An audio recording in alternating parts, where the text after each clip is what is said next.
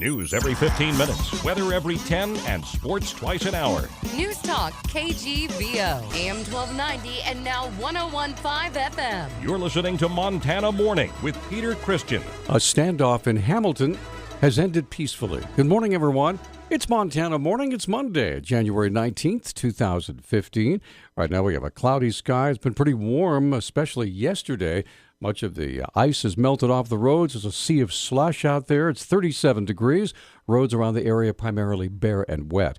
Our newscast this morning, sponsored by Temprite Service. Got any plumbing or heating problems, you call Team Blue. That number is 728-1111. According to a report from the Hamilton Police Department, the suspect involved in a standoff with police most of the day Saturday surrendered peacefully early Sunday morning. Police Chief Ryan Oster says Darren Taylor Walp surrendered to police at about 6:30 in the morning. Oster says that police discovered Walp was armed with several large knives. All evacuations were then lifted, and Walp is now in custody. He'll be charged with criminal endangerment. No one was injured. A Billings Police Department review has cleared one of its officers in the shooting death of a man last April. The review found that Officer Grant Morrison acted within the law and followed department policies in the April 14th shooting of Richard Ramirez.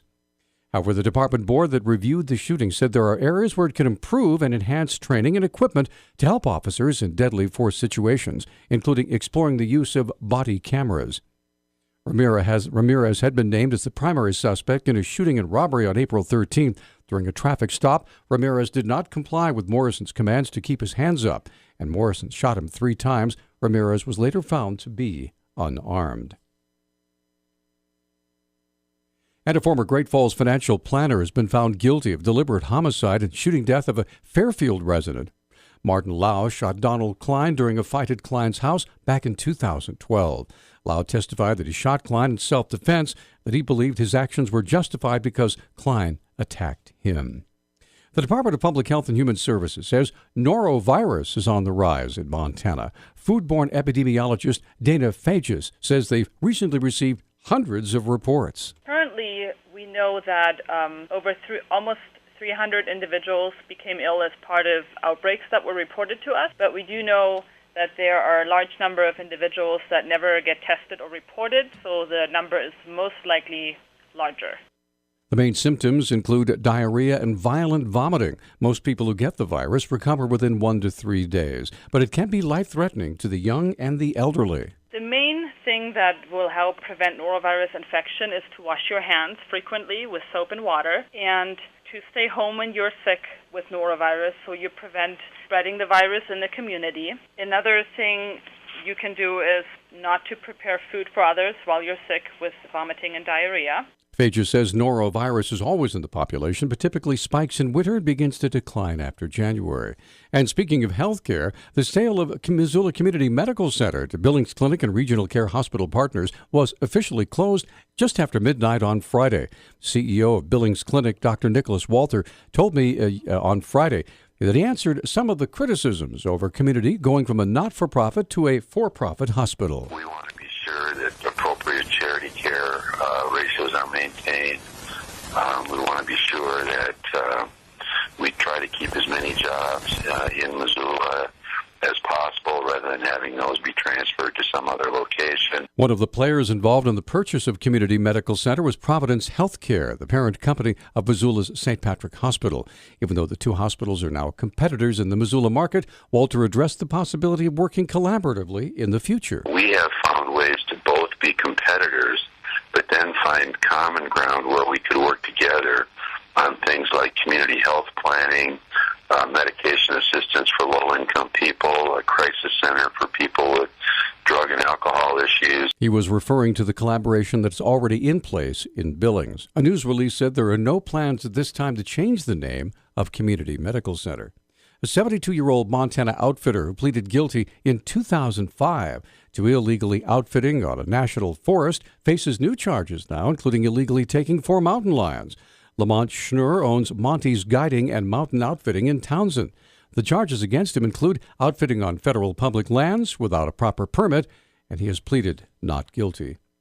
On Friday, Montana legislators heard House Bill 37, which would allow past evidence to be part of current cases of domestic violence and child abuse. Gallatin County Attorney Marty Lambert testified that previous violent offenses could lead to more serious crimes. It's always a tragedy, and it can lead to homicide. It can lead to severe assaults. Lambert says offenders can avoid prosecution by threatening or cajoling witnesses, leaving prosecutors with little evidence if prohibited from using past convictions. However, Nikki Zupanik of the American Civil Liberties Union says this might be true, but bringing up old evidence could lead to unfair trials. The reason why we would want to put such limitations on the prosecution is that we generally don't want people to be put on trial for things that they've been accused of in the past. You can be a bad person and still not be guilty. Zupanik also noted there are already exceptions to allow past evidence to be used, including child sexual abuse. No immediate action was taken. Representative Ron Eli with the House District 86 near Hamilton is talking about Montana health reforms. Eli sits on a bipartisan interim committee where they discuss different topics. In particular, what's the best way to deliver mental health services across the state. The message comes out of the interim committee that I was on, which is Children, Family Health and Human Services. Over the interim for the last 18 months, we've been working on how to better deliver mental health services across the state. And the focus of the interim committee was initially about state institutions and how they relate to, or mental illness relates to them.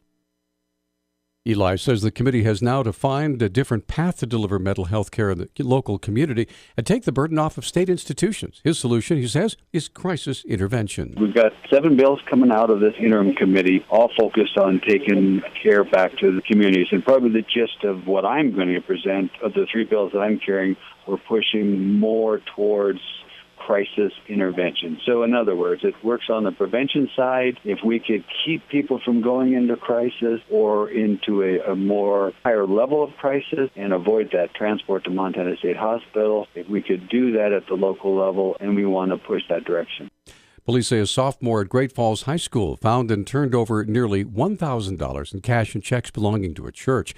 A gentleman with the last name of Lorenz and a friend, Marvin Simmons, were walking in the south doors of the school last week when he noticed the bank envelope. The money belonged to Union Bethel AME Church that had been dropped accidentally earlier in the day by a teacher who also was the church's treasurer.